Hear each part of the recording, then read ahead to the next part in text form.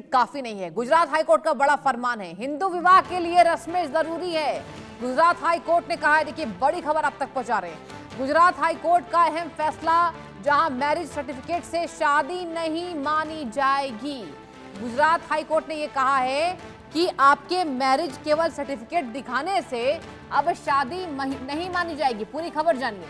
Gujarat high court ने विवाह की वैधता को लेकर एक अहम फैसला सुना दिया है।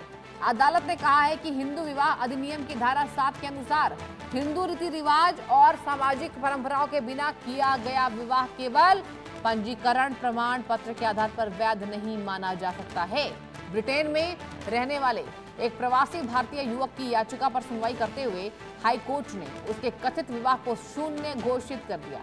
जज इलेश जे वोरा और न्यायमूर्ति आर.टी. वाछानी की खंडपीठ ने अपने 10 पन्नों के आदेश में यह स्पष्ट कर दिया है कि विवाह प्रमाण पत्र तभी मान्य होता है जब विवाह पहले विधि विधान और आवश्यक रस्मों के अनुसार संपन्न हुआ हो।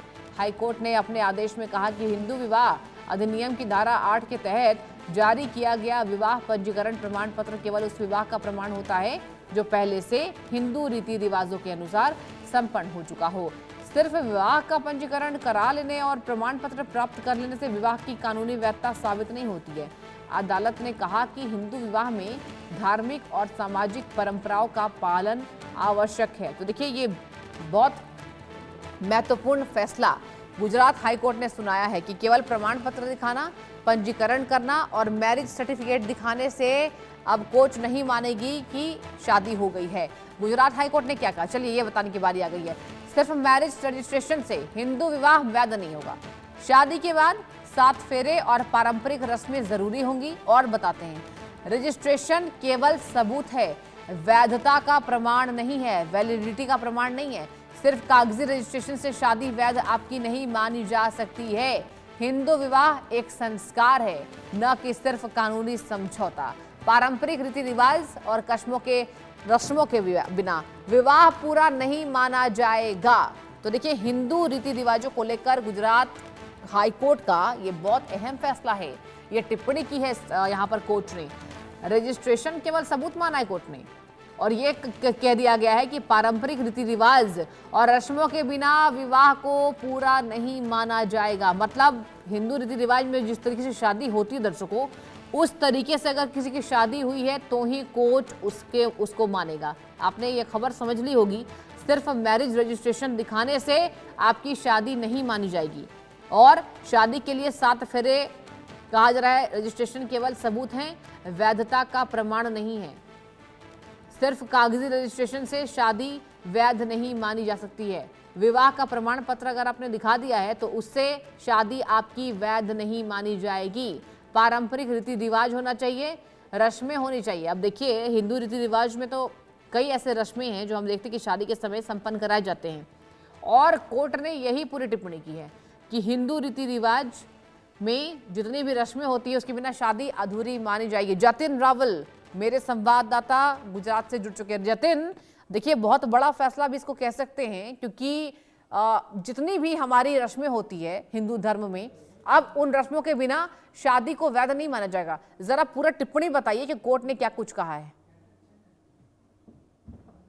देखिए सृष्टि, आपको बता दूं कि गुजरात हाईकोर्ट ने आज जो है महत्वपूर्ण जो है वो चुकादा दिया है कि जिसमें गुजरात हाईकोर्ट ने ये बताया है कि ये जो अभी तक जो मैरिज रजिस्ट्रेशन के को जो है जिस तरह से जो मान्यता दी जा रही थी, मान्यता वो लागू रहेगी, लेकिन जो हिंदू विवाह एक्ट के जो हिंदू विवाह एक्ट की जो धारा 7 है उसके तहत जो है वो गुजरात हाईकोर्ट ने ये महत्वपूर्ण फैसला जो है वो सुनाया था कि अगर हिंदू रीति रिवाज के माध्यम से, यानी कि जो हिंदू रीति रिवाज है, जो सांस्कृतिक तरीके से जिस तरह जो लग्न जो किया जाता है, जो शादी जो है वो की जाती है, अगर उस तरीके से अगर शादी नहीं की गई होगी, यानी कि हिंदू विवाह जो संस्कार है, ये विवाह जो है वो जो 16 संस्कार होते हैं उसमें से एक संस्कार है, और अगर उस संस्कार के, उस रीति रिवाज के, उस रस्मों के हर एक जगहों की अलग अलग रस्में होती है, अलग अलग रीति रिवाज होती है,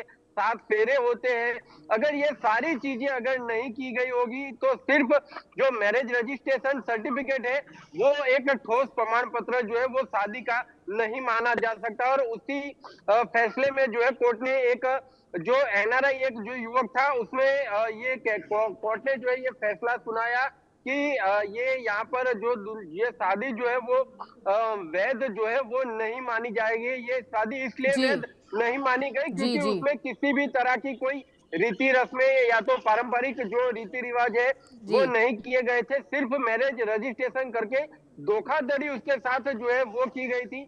और उसकी वजह से कोर्ट ने जो हिंदू विवाह अधिनियम एक्ट 7 है उसके तहत ये फैसला जो है ये सुना है। काफी बड़ा ये फैसला हिंदू एक्ट के तहत गुजरात हाईकोर्ट ने सुना है। जी बिल्कुल बिल्कुल जतिन, देखिए बहुत महत्वपूर्ण फैसला है। और कोर्ट की देखिए सबसे अहम टिप्पणी तो ये लग रही है कि हिंदू रीति रिवाज जिस तरीके से शादी को संपन्न कराती है वो कोई कस्में और रस्में जितनी निभाई जाती है उतने रस्मों के बिना आपकी जो शादी है वो वैध नहीं मान जाएगी। ये भी बताइए कि इस बाबत कौन कौन सी ऐसी याचिका दी गई थी कोर्ट के अंदर? हाँ जी, देखिए बिल्कुल आपको बता दूं सृष्टि हम्म कि जिस तरह से अगर कहा जाए तो जिस तरह से ये तो कोर्ट ने जो फैसला सुनाया है कोर्ट ने ये भी इसमें उल्लेख किया था जी कि जी अगर यहाँ पर जो है वो देखिए ये शादी जो है ये केवल न सिर्फ ये एक फैसला यहाँ पर इसलिए सुना है कि शादी केवल एक परंपरा नहीं है लेकिन दो पूरे समाज का एक मिलन जो वो यहाँ पर होता है। दो परिवार यहाँ पर जो है वो मिलते हैं और उसके तहत ये फैसला जो है वो कोर्ट ने सुनाया था।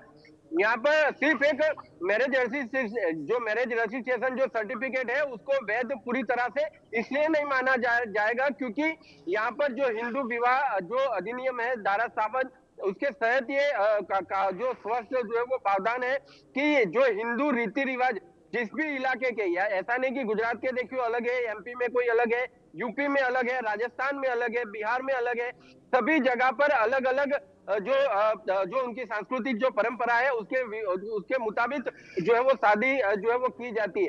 यानी कि उन सभी रीति रिवाजों के साथ अगर शादी नहीं की गई होगी तो मैरिज जो रजिस्ट्रेशन सर्टिफिकेट है उसका बहाना लेकर कोई भी व्यक्ति जो है वो शादी को वैध नहीं कर सकता है। चलिए ठीक है जतिन, तमाम जानकारी देने के लिए बहुत बहुत धन्यवाद आपका। आगे बढ़ते तमिलनाडु सरकार